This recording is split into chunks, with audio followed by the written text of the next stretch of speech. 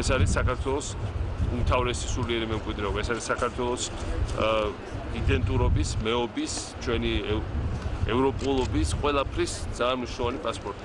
და რა თქმა უნდა, ჩვენი ამ მემკვიდრეობის გაფრთხილება, მოვლა, განვითარება არის ჩვენი ერთ-ერთი უმთავრესი მოვალეობა. და ეს ეკლესია არის ამის პირველი დასტური. ძალიან ვამაყობ, რომ ამ ეკლესიას ვაშენებდით, იმიტომ რომ მართლა ძალიან ლამაზ გამოვიდა, ძალიან ლამაზ ადგილს.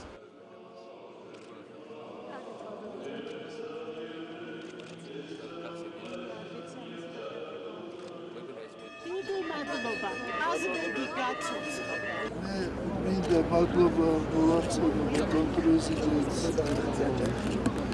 იმ დიდი დახმარებისათვის, შეწირულობისათვის, რომელიც მან გაიყო. ღმერთმა galotsos ყოველი ადამიანი, რომელიც მონაწილეობდა ამ შესაძლებლობაში. თქვენთან რო ვიყავით, იქ შეხვდა ზუსტად თქვენი სოფელში და ყველა დავალება რა ზუსტად ესე მოსწონდა გაზეთს. 10-იანზე, ადრე 5-იანზე, ხოლმე 10-იანზე. იყო 1000 პრობლემაზე საუბარი. მომისმინა პრეზიდენტმა და ბოლოს თქვა ასე.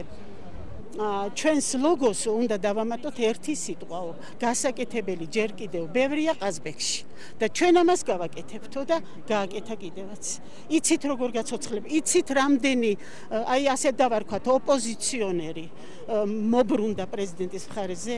აი ვინც იძახდა რომ ეგ გითხრა კი, მაგრამ არ შესრულდება.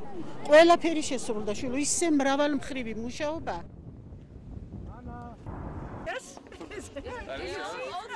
Yeah, we take a look. How did you get here?